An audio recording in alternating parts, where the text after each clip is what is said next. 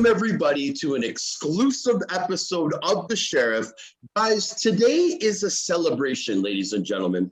It's a celebration because the Sheriff podcast is joined by three hockey legends. Now, these three gentlemen have a combined total PIMS of 13,044. They are going to be the judges for the upcoming epic event, ICEWARS International, which is taking place May 21st in Enoch, Alberta, at River Cree Resort and Casino. Ladies and gentlemen, ICEWARS is a new combat sport that is best can be described as prize fighting on ice.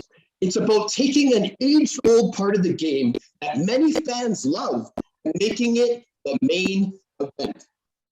Introducing to you first, out of Meadow Lake, Saskatchewan, at 5'10", 225 pounds, the most entertaining fighter in history, Jon Mirasty.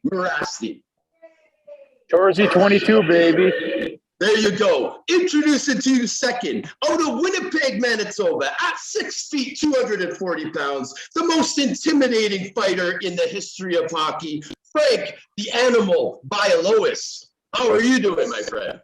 Good. That's why I'm intimidating. And introducing to you third, ladies and gentlemen, out of Gibson's, British Columbia, weighing in at 250 pounds, 6 feet tall, the strongest and most powerful hockey fighter in history, Mr. Brad Wingfield. How are you doing today, my friend? What's up, man? Thanks for having me on, Sheriff. Looking forward to it. No problem, boys. You know what? I appreciate everybody coming on. Hey, whoa. I gotta do that introduction. And the man with the biggest head, Brad Wingfield. Hey. Hey, I love the banter. The one thing that I can appreciate, guys, is this ICEWARS competition coming up. Man, the judges, the broadcast team, we would all be kind of somewhat favorites in this event, man. We got tough guys all around this thing. Totally, absolutely, man. It's great to be here with all you guys, and you're a legend in your own right, too, there, Sheriff. So, pretty tough group, man. I might be at the bottom of the totem pole here. Well, I'll tell you what, boys. I want to welcome you onto the show. I'm excited to have you guys on. One, because I'm a huge fan of all three of you, right? But two, dude, guys, we are part of probably the most exciting event that I'm looking so forward to this. It's incredible. It's a huge opportunity for me. I want to hear your guys' take on this. Now, I got three names for you: Charlie Nama, AJ Galante, and Jimmy Galante. Okay? They've made this event a family-oriented staff event, and we're all a part of it. Now, AJ's a guy that has brought his passion of hockey and wrestling and combined it into a sport that he has a passion for. Charlie, he's the guy that wants us all to do well successfully. He wants to see the hockey player move forward. Where Jimmy, he's a smooth operator, wants the business to go right. I want to hear how you guys first found out about this and what you guys see where this could be going. Let's start with you, Animal. Well, I mean, you get a phone. I met Charlie through Joe Watson, believe it or not. You know, Joe's here in Philly. You know, he called me up, and you know, you've all met Charlie. He's phenomenal. He's a great guy. You know, and he's through this thing yet. I knew about the old one. I don't know how it did, but I mean, I was on board right from when I heard it, man. I was, you know, it's an exciting thing. I think it's going to do well. I mean, like you said, you have all the people to do it. You know, we got good judges, we got broadcasts. It's going to be a fucking shit show. You know what I mean? So. For sure.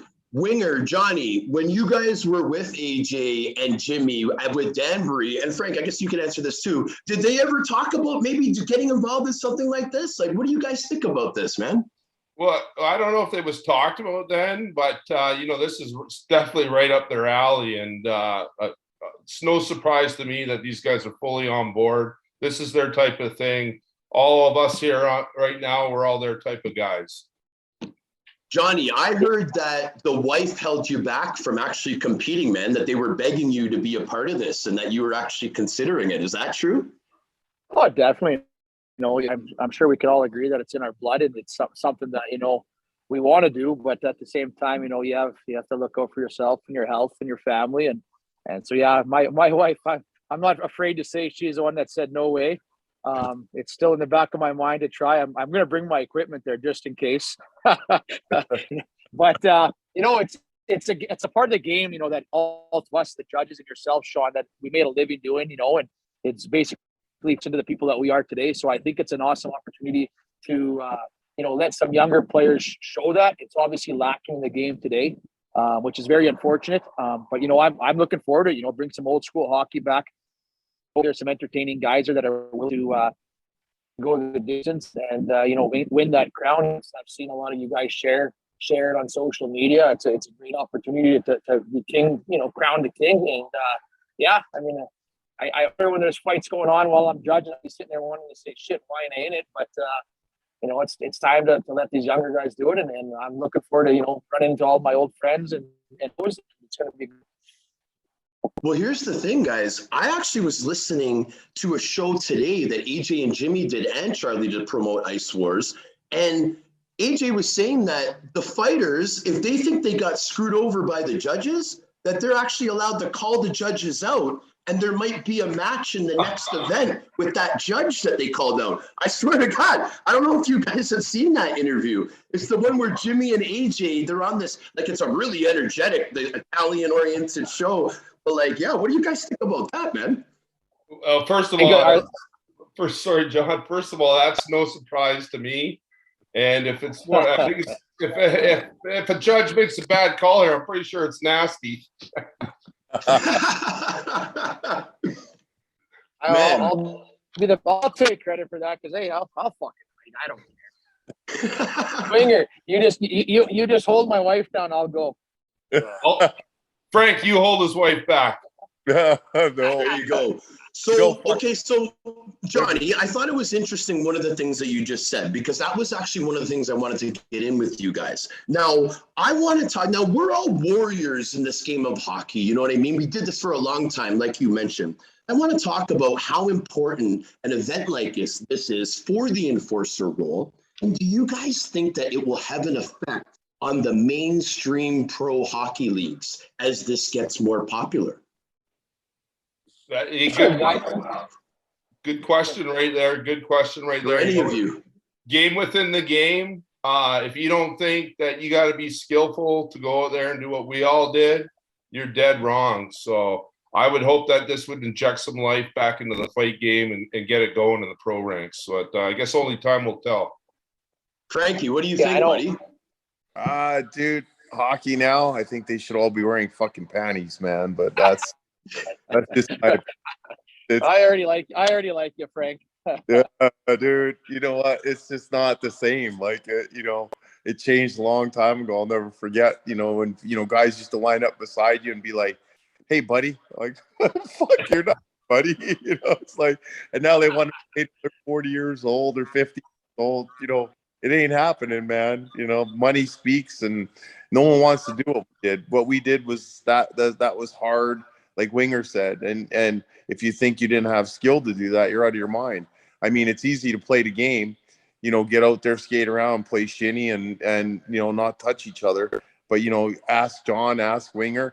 We all played. I mean, dude, my first game in Toronto, I got my nose smashed by Greg Willanen. 2 shifts later, I fought Twist. You know what I mean? So you're fighting hands, and yeah, dude, you're you're hurt. I mean, I've had my fucking gloves taped to my hands so I can play a shift, everything. You all have too, you know what I mean? Junior, I mean, they just don't have the fucking heart. People don't have the heart nowadays to do what we did. That's to me, it's a dead generation. I mean, I'm just so happy to see that, there's guys doing this, but do I think it'll be in pro sports, on the high end? I don't think so. I just think they're a bunch of pansies. They don't want to get hurt. You know what I mean? Here's my vision, Frank. Here's my vision.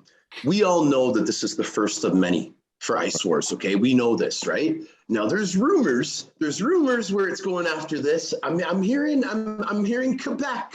I'm hearing Toronto. I'm hearing places. They're just rumors at this point. It's very exciting stuff. This thing is going to grow.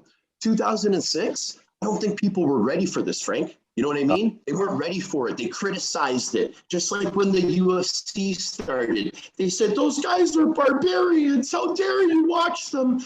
And now it's mainstream to watch this type of stuff. I think people are going to jump all over this. Popularity is going to go way upside. And you know what I mean? Hockey's going to be reminded of how popular this is. And I think that it could help change the game. What do you think, Johnny? Do you think any of this might be possible? I definitely hope so, but like, kind of Frank said already, it's the trickle down effects kind of happen. Like even trying to recruit guys to fight in this tournament, it was kind of difficult to find the real big name guys. 10 years ago, that card would have been full of monsters.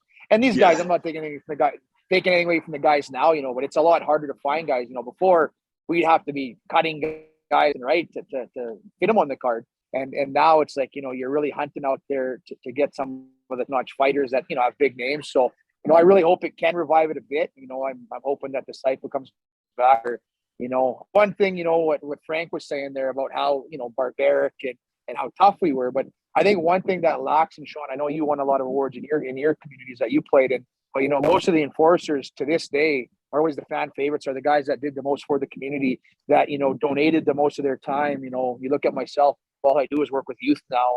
And I think that's not recognized enough.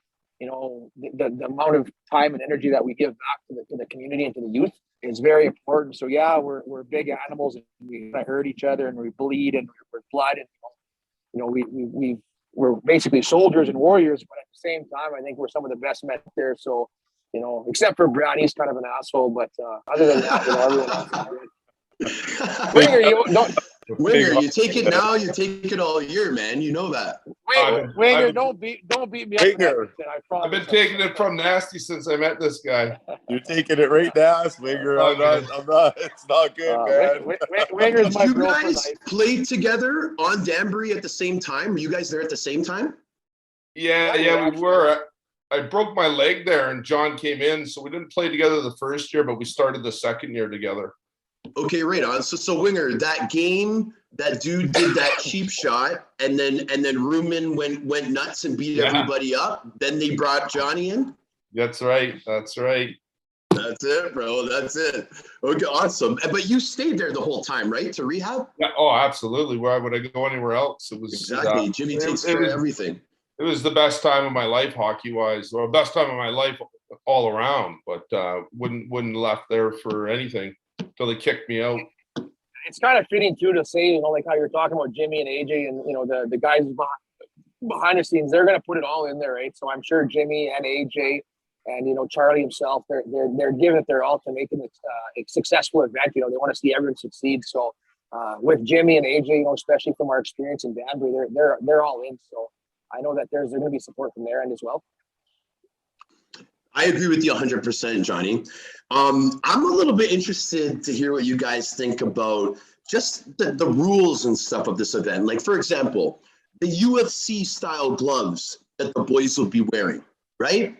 Now, I've worn similar things. I don't know if you guys have. What's your guys' opinion on that? Are you happy they're doing that? Do you think they'll have more confidence to throw bigger bombs and make it for more entertainment? I think you need the gloves. Obviously we could go bare knuckle, but I think that'd be a little too much. Guys would be injuring their hands and stuff like that. So I think the way it is with the MMA gloves, you're still allowed to grab and hold on. So I think that's the way you can do it. Obviously, you can't go bare knuckle anymore. I'm sure there's a lot of insurance liabilities and stuff like that. So, but I think it's going to be good. I haven't really been familiarized with the rules at all, but it's going to be an exciting one, that's for sure, and I'm looking forward to it. 2 1-minute rounds, gentlemen. If there's a tiebreaker, they will have a third round. Now, apparently, to add to that, if there is a tiebreaker, there's no rest. They just continue it. Okay, it's a draw. Okay, go back at it. Boom. And then that's it. Tell the listeners how long a 1-minute fight is. I mean, Johnny, maybe you're in a league of your own. Every fight of Johnny's over a minute. But Winger, how long is a 1-minute hockey fight, man? That's a long time. That's a long time. That's exhausting. That's you're getting into nasty territory with that long of a fight.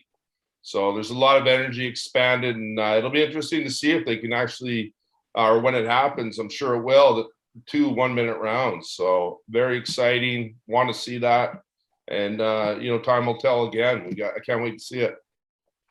Imagine though, back when I fought, you'd have a 30-second fight that was so fast to the audience, but when you're the guy actually in there, that 30 seconds, that's like 5 minutes. So that's a minute, even a 1 minute fight is quite long.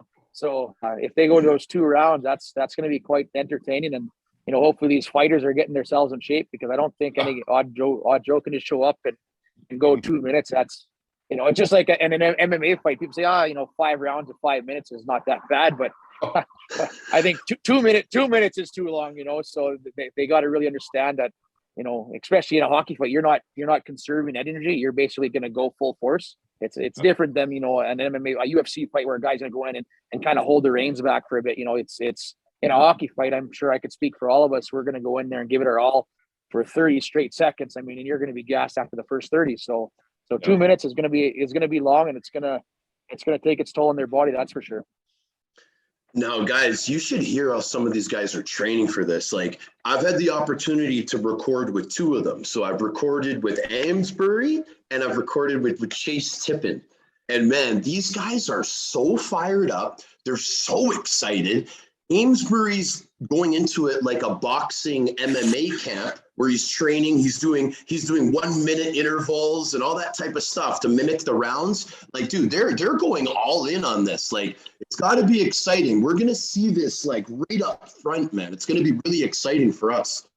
Oh, dude, I mean, that's just hey, in gas tank, I'm known. I got no fucking gas tank. Throw as hard as I take the guy's head off and get out of there, man. But okay, Frank, how would you do it if you were competing? Like, would you? So you're talking about going for a knockout in the first 20 seconds and not letting it go the 3 rounds? Is that what you just said? Yeah, I got zero gas. That's me. I mean, I hate flakes. I hate all that shit. I just throw best man standing. Let's just have at her, man. Turning. That's it. That's just the way all of us were like that. Johnny's the same way. Just fuck, have at it, man. Gladiator time. Best man standing. That's it. Winger, you see how big some of these fighters are, man? Taking my Wi-Fi off. The size of them? Yeah, I just started checking them out. I think there's a couple 265s, a 285. It's 300s, man. What do you mean? I don't think we ran into guys that big back in our day. I don't, maybe the odd one, but so it's going to be very interesting to see how hard these guys are hitting, and if it goes on, if they can keep it up. What are you looking for as a judge? Like, what are you mainly looking for? Like, are you looking to score it the same as like a boxing match, literally? Like, is that how you're going to do the points? Well, for sure. I think you got to look for shots that are landing clean, control the fight, balance. You can really look at a lot of MMA and a lot of boxing and sort of base it off that. But I think we all know what a good hockey fight looks like. So, you just go with your instinct on that. It is going to be tough. You look at the way fights even finish, and Winger said it himself, the control of the fight. It's hard. I've watched fights where a guy gave it to the guy, but then at the end, the other guy wrestles the guy down and celebrates, and to me, just because you landed on top doesn't mean you won or you celebrate, No.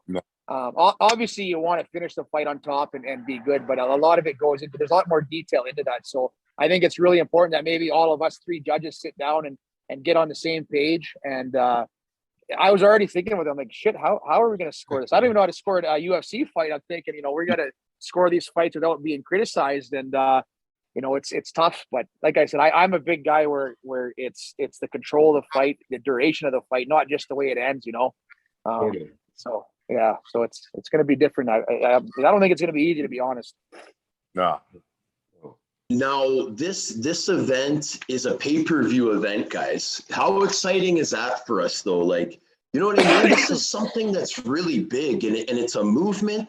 I feel that it's a movement. It's a positive thing. I think it's going to revamp the tough guy role in professional hockey. I have a lot of visions for this movement of ours, guys. But like, how do you guys feel going? Like, have you guys been looking for? Is it all you think about during the day? Tell me a little bit about your judging feelings towards this. Yeah, thought about it time, and the closer it gets, the more I'm thinking about it. And now, obviously, being on here, I'm like, I better start reviewing some scoring system, and you know, don't be a flop there as a judge. So definitely something to think about, and it's definitely got the wheels turning for me. I haven't done much thinking. You know, I to be honest, even when I back in the day, even back in the day when I fought, I never really prepared for it. I'm the kind of guy that just wants to get thrown in the fire and scramble and win and, you know, survive. So, but you know, like what Winger said, the closer we get to it, it's like shit. You know, we got to figure out a system here, how to control this and how to score this and but yeah, I'm not gonna lie, I haven't done much preparation. I'm just ready to go there and finally be able to be the guy that gets to watch the other guys fight, not be the one doing it.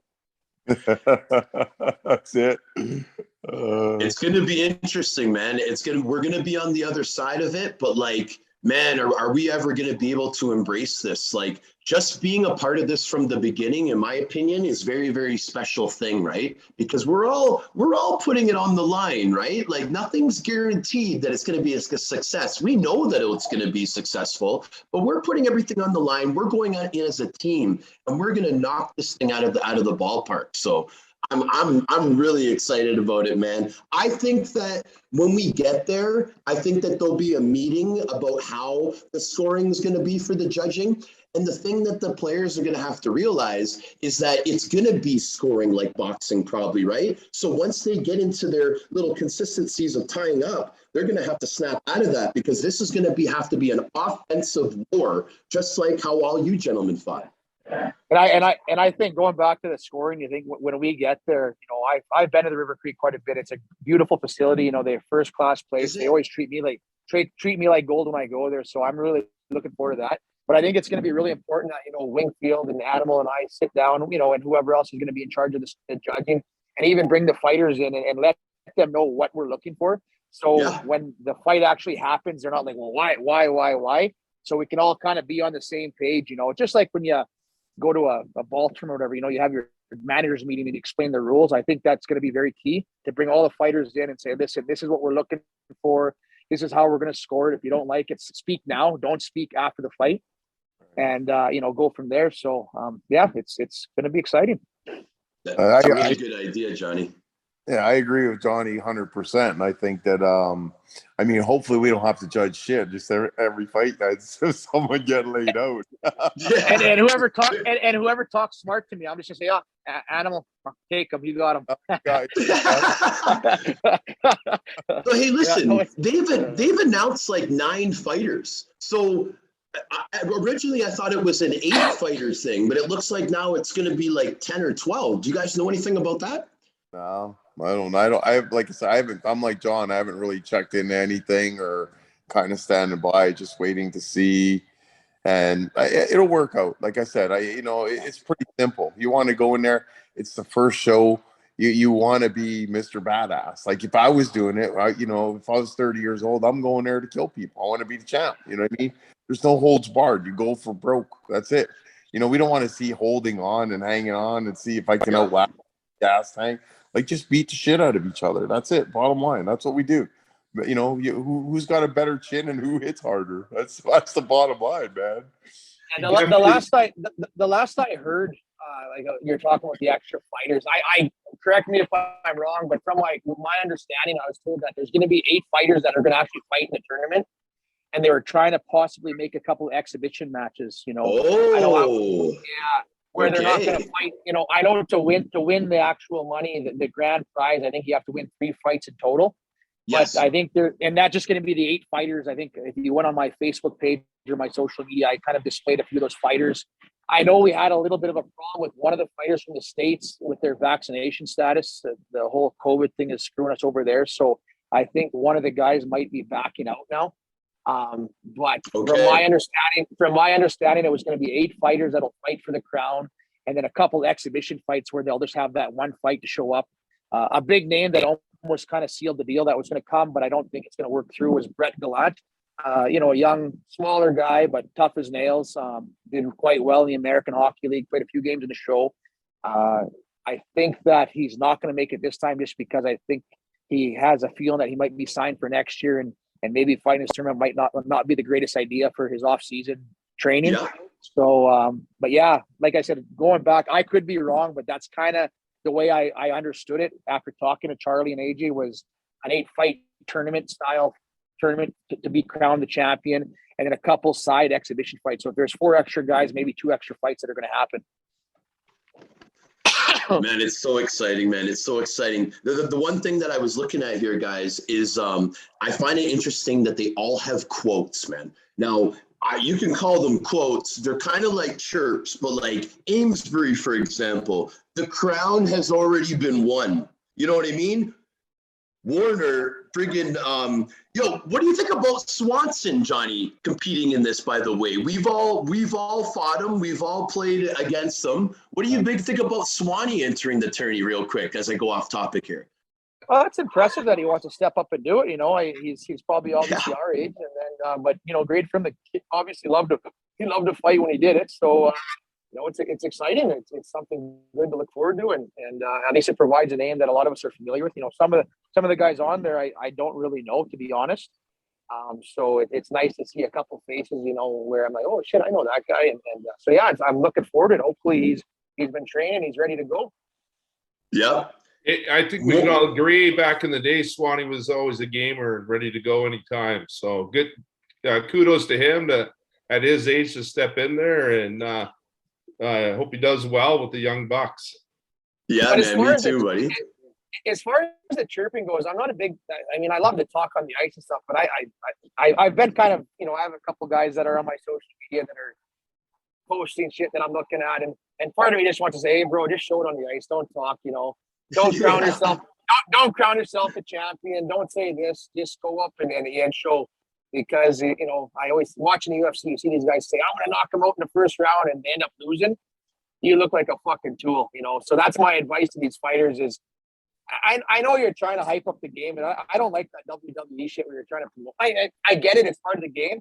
But at the same time, show up and fucking fight and show us what you can do. You know, you're not intimidating a lot of these guys. If I was in that tournament and some guy says, "Oh, I'm the champ," I'm not scared of you. You know, so you know, I remember back in the day, Trevor Gillies, you know, tough as nails, but during warm-ups he'd be sitting there going, "I'm gonna fucking kill you," and he'd be breathing out of his mouth and he's, "I'm gonna kill you," and I remember just telling him, I said, I'll fight you in the first shift. Don't just save your energy and your breath, right? So same thing with this talking. It's like, hey guys, just when we get on the ice, fucking fight and show us like what Animal said there, you know, fuck, let the best man win, and that's what I'm looking forward to. I want to see.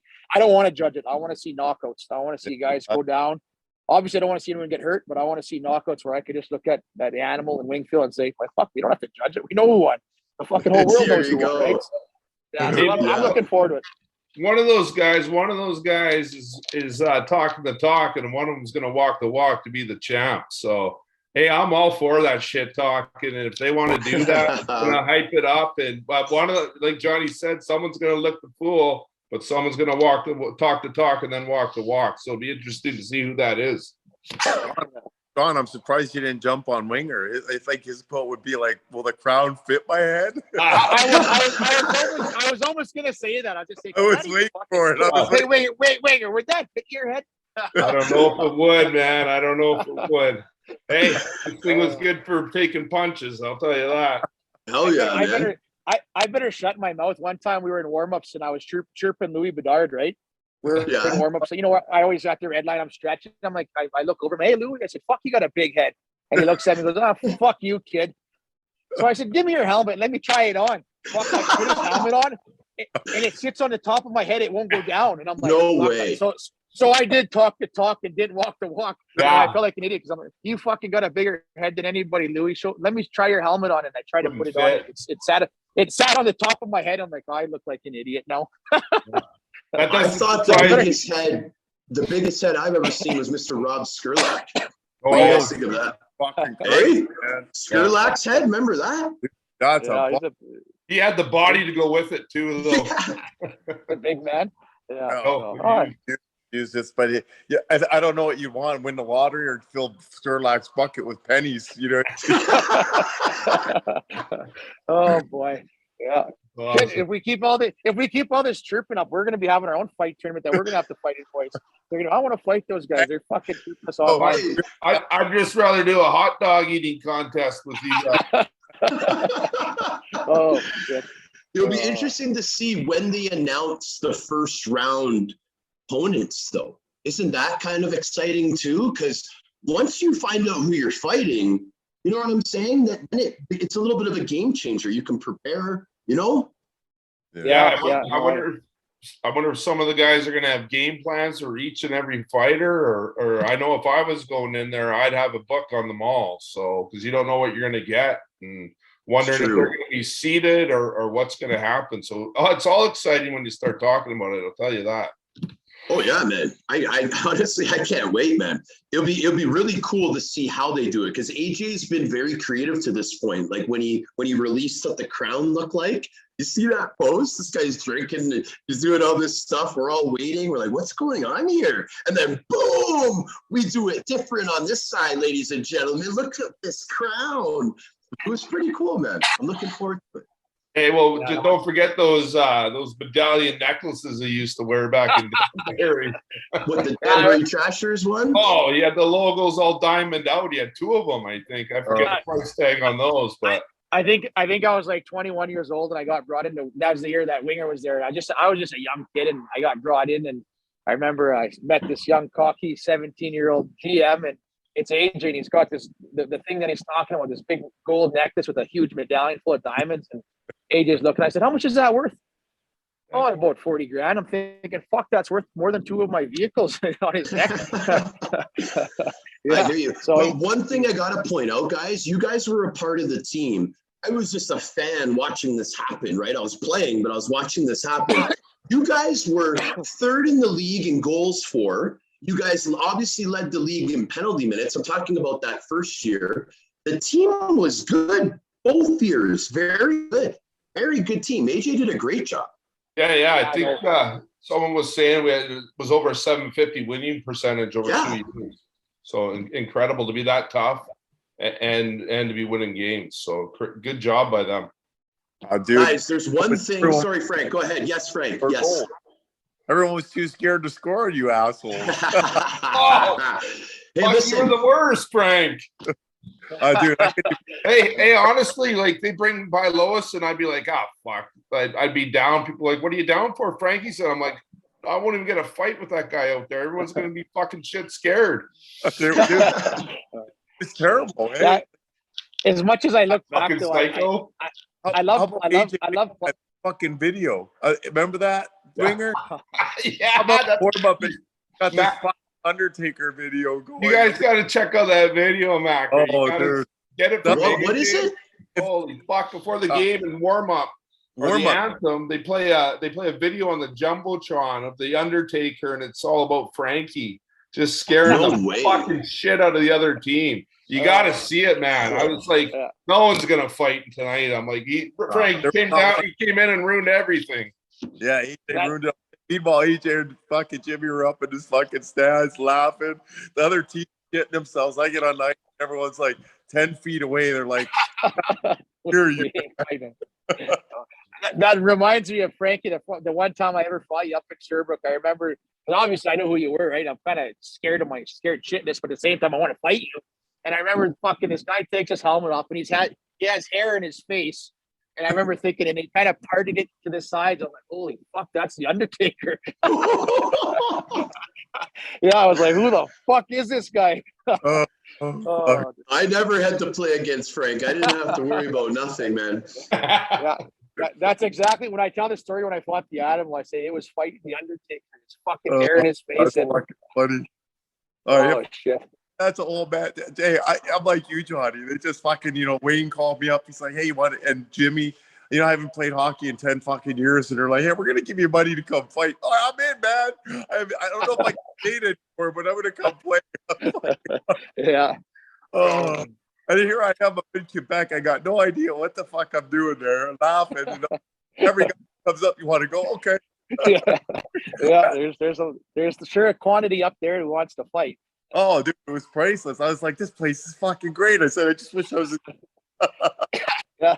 Hey, John, when do you think was the best years in the LNAH for us, for the players, like as far as the money and the strength of the league and stuff? I think the best years were was my, not my, was it my, who were you playing? You were playing for who? I was in, I've only really played for Sorel, to be honest. Sorel. Like Sorel Tracy, but it was, I think it was it the Mission at that time?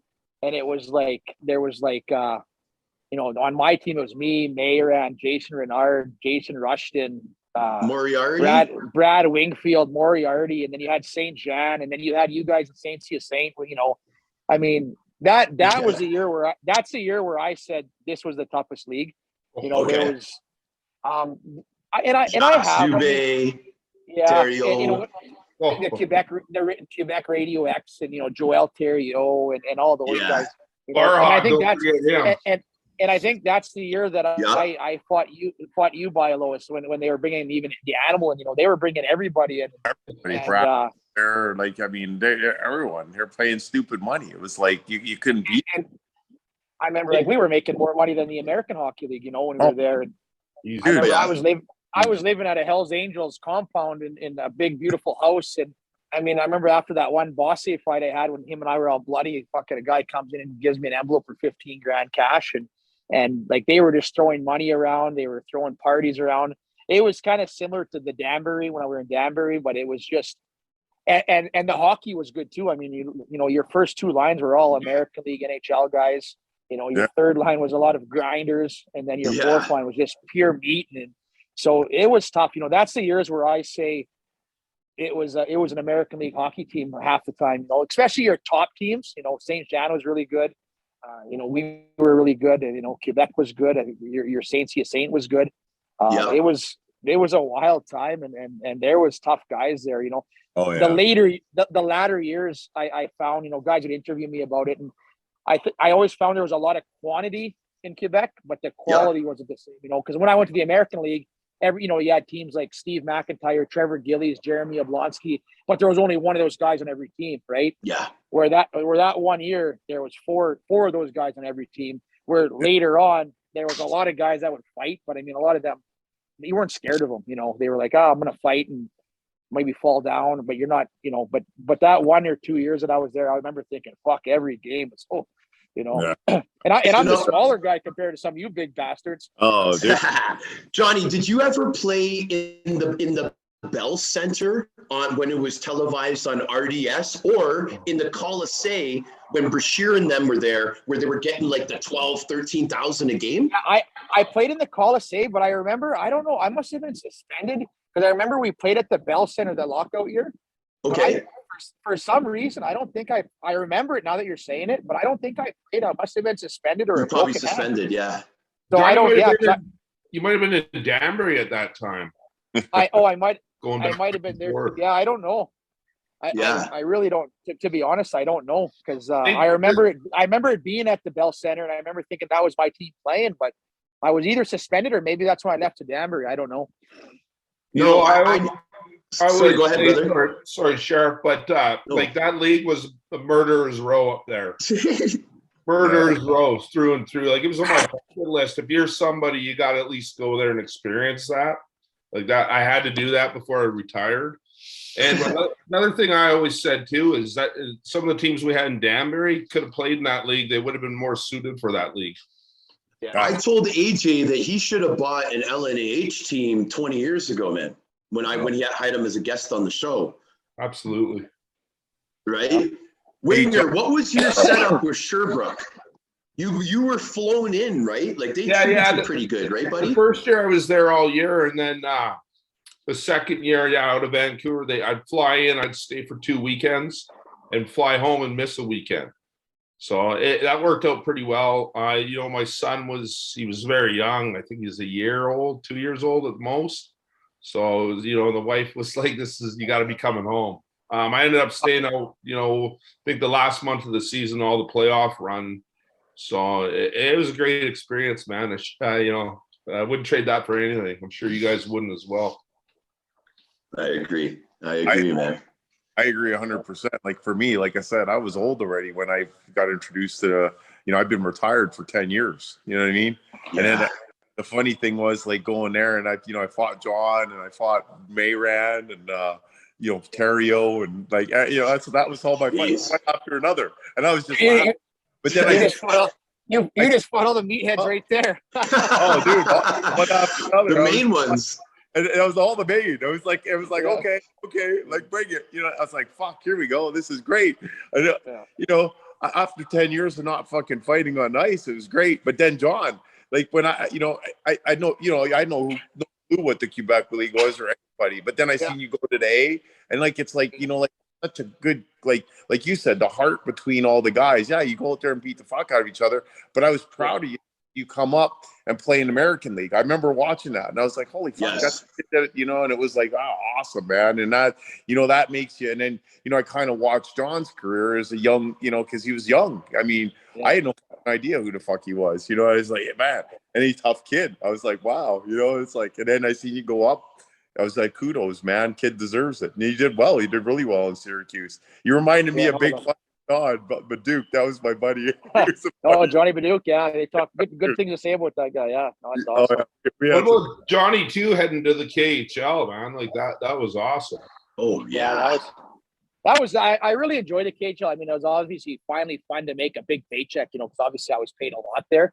But even there, I loved it because of the money. But I really missed that. Every game knowing I'm going to fight. Like I think I fought my whole career there. I probably fought 5 times, you know, and I didn't like it, to be honest. It was just like Danbury when you're like, I love the guys, I love being there.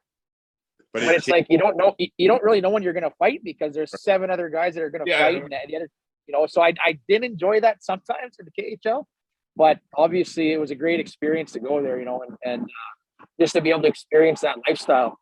Hey, well, if you get bored or inactive, just head to the Quebec League, man. Jon, tell the listeners about that one fight, bro, that's viral on YouTube where the guy hits you about 5 times and you're just laughing and then you drop him with one shot. Please tell us how that led up, bro. Please. Well, actually, you know how that started was I scored a power play goal, so I thought it was a big yeah. No, I remember they put Nazarov, because Nazarov's a tough guy in the NHL, so he really treated me well. But it would always give me a lot of opportunities. So, anyways, I got a really nice power play goal, and then next shift I go out, and this kid that didn't get a shift the whole game, they must have just specifically brought him in there to fight. Comes up to me, and the funny thing's I didn't expect it at all because, like I said, when I was there, I knew the 6 tough guys that were there. You know, Chris Simon, Josh Gratton, that Artemi, Giltrain, Alexander. Svitov, Gillies wasn't there yet at that time, but I mean, you knew the 6 guys. So yeah, well, he was on my team though, you know. So it was funny. So I step on the ice, and all of a sudden, this guy's like, "Let's go!" And I'm like, it almost caught me off guard. I'm like, "Who the fuck is this?" So, but after he grabbed me, I thought, I'm gonna kind of make him look stupid and try, you know. And I'm lucky that I was able to take those punches because I let him hit me about 6 times. Took my own helmet off, and then I hit him once, and he went down. And so I remember it still trends to this day. I'm always laughing at that, but it was probably, I look at it, I'm sure you're the same thing, Adam. I look at some of my fights, I think, what the fuck was I doing? One time I'm sitting Jacques Dubé there, and I put my hand up in the air, and I'm like, yes, and I'm taunting him, and he hits me like 5 times, and then I start hitting him, and I'm like, now I look, as an old man, I look back, I'm like, what an idiot. Oh shit. You were mic'd up. You were mic'd up quite a bit, bro. I had heard that from the Sorrell days, there was all this footage and mic'd up games that a documentary was being put together. Is that still in the making? Well, yeah. Actually, the one guy that was a good friend of mine out of New Jersey was following me, and he's probably got a couple 100 hours of, like, I'm talking prime time footage. I know, Winger, you were there one time when I got knocked out by Steve Bosse, saying, you know, I'm in the dressing room freaking out, like, I want to fucking, because I don't care. Whenever I got beat, I wanted to fight again, right? 2 minutes later, right? Well, you're a warrior, bro. They had to bring Winger into the dressing room and tell him to stay one game. One game he can't fight, because I was trying to go back on the ice to fight him. Yeah. I actually had to grab him, and I got him from behind. Really?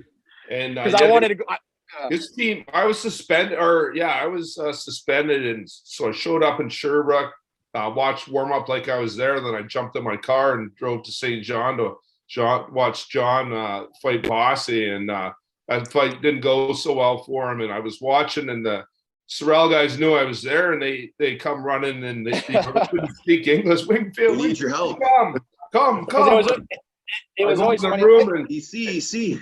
yeah, he's trying to get back out there, and I'm like, holy shit, man, blood all over. I'm like, oh man, like I love the guy, and to me, it wasn't right to go back out there that night. And I know what a warrior this guy is, and his mentality. It's insane. We call him the human highlight reel for a reason. And I held him back, and I just made sure I was behind him and had a good hold of him, and he wasn't going anywhere. So, John, when's this documentary coming out, my man? Well, to be honest, it kind of died down because I lost touch with that Eric for a while. But he does have hundreds of hours of footage. I mean, he's got off ice shit. He's got on ice shit. He's got me getting stitched up. He's got me in the bars partying. But anyways, with all this other shit that's been picking up, with the movie that I'm on now with Shorzy, and I'm doing a bunch of other stuff here that's going to be coming up and being announced soon. I've been contacted, maybe even put a book together. But now speaking with Jared Kiso, who's in charge of Letterkenny, that we got some ideas to maybe do some kind of documentary if we can track down that footage and even add footage. Because I remember one winter I came home for 2 days for Christmas, and it was pretty cool because Eric's got everything, and this is my off-ice stuff. Like we went out and shot a bull moose in the middle of winter, and he videotaped the whole thing. Me gutting it, me skinning it, me shooting it. So I think it would really make for some good material. So there's nothing concrete, but I know that it's something that's in the works, and hopefully we come together and obviously maybe even put together a book. That's amazing, buddy. I appreciate you giving out all that info, man. I feel privileged, buddy, that you said that on this show, right? Frankie, for all three of you, I forgot something. I talked to Jimmy Galante earlier today, okay?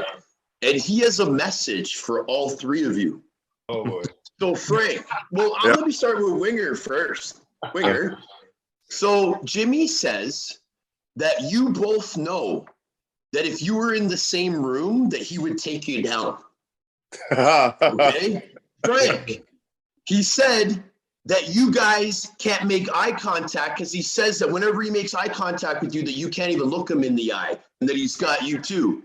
Now, John, you're the one guy that Jimmy said he wasn't sure what would happen, but he still said that he's confident he could take you down as well. That's funny, Jimmy. I'm just the messenger, man. Don't get mad at me, man. That's funny because I'm kind of cuckoo, and I don't. I'm not gonna bow down. If someone stares at me, I'm gonna stare right back. You got a fucking problem? Oh shit! No, but he wanted me to say his hello. That he's really looking forward to seeing you guys again, or whenever that is, and he loves you guys, man. Oh, Jimmy was a class act guy, man. He was awesome. He is really, yeah. Absolutely, I love that guy. But I am gonna punch him in the. I see him. Tell Jimmy. I think three of us could take care of him, though. Hey man, he looks like he's got that. Well, he's gonna get mad at me, but that old man strength. You know what I'm saying? Oh yeah. I don't know, man. I'd be really nervous to go in the square circle with that guy, bro. Hey, I've been in trouble by him before, and it wasn't a pleasant experience. It wasn't. Okay. Okay. I've seen him make grown men cry.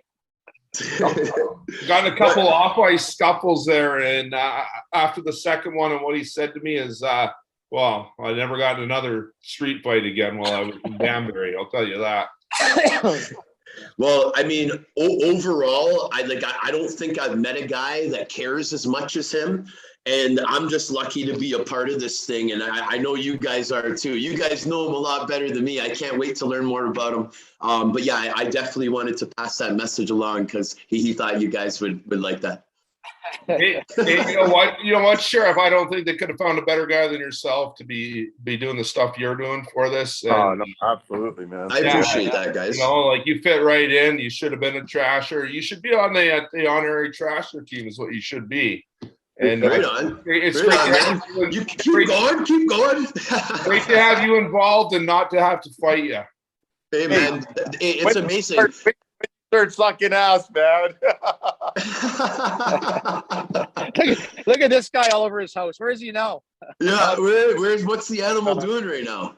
I don't know. It's having a protein shake or something. That's awesome, man. Hey, so Winger, so man, you're when was the last time you seen AJ and those guys? Like, has it been a while? Oh, well, I only saw AJ and Jimmy in August 2019 when I went down to Danbury to film that documentary. For the Netflix documentary. Yeah, I had breakfast with AJ and they surprise attacked me with Jimmy. So I had a good bullshit with him for maybe an hour each. And that's it since whatever it was, 2006. Yeah. Well, I hope you bring Sarah. Wait, I hope you bring Sarah. Yeah, I hope you bring Janessa, bud. Hey, so guys, so I appreciate this so much. I know we're close to the limit here. Just before we go, though, I just wanted to jump right back to the competition. Jon, you said that you've been to this incredible resort. So how big is the venue? And do you guys know that this is artificial ice as well, right, for this event? Yeah, it's synthetic ice, they're saying, right? Yeah. But the venue is a really nice place. It's literally 2 miles from downtown Edmonton, like the West. Oh, it's that close? You've obviously heard of the West Edmonton Mall. Yeah, it's you could take a shuttle down there. So I'd recommend, if you guys never been there, go check it out. The venue itself is first class. Beautiful casino, beautiful bars, beautiful restaurants, nice hotel. So I'm really looking forward to it, to be honest. We get the Mirasty sightseeing tour. Yeah. Let's do it, boys. We might get in trouble though. So I just want to remind everyone. So guys, this is May 21st in Enoch, Alberta at the River Cree Resort and Casino. ICEWARS International, guys. These three gentlemen are the judges. Me alongside Chris Terrian and Phil will be on the broadcast team. Guys, we are so excited. Everyone's got to tune in. It is a pay-per-view event on FITE TV. This FITE TV that you would order it for on pay-per-view. And man, are we ever excited. And guys, I wanted to thank all of you for coming on. I don't know if you guys noticed, but I was on the edge of my seat listening to your stories. You guys were all amazing. I can't wait to see you guys next week. I really appreciate all of you guys coming on the Sheriff Podcast. Thank you, my friend. Thank you, Jon. Awesome, man. It's a pleasure. Yeah, awesome. Thanks for having me on. Good seeing you, Frankie. Good seeing you, Nasty. Awesome time. See you guys next week. Can't wait, man. Awesome, guys.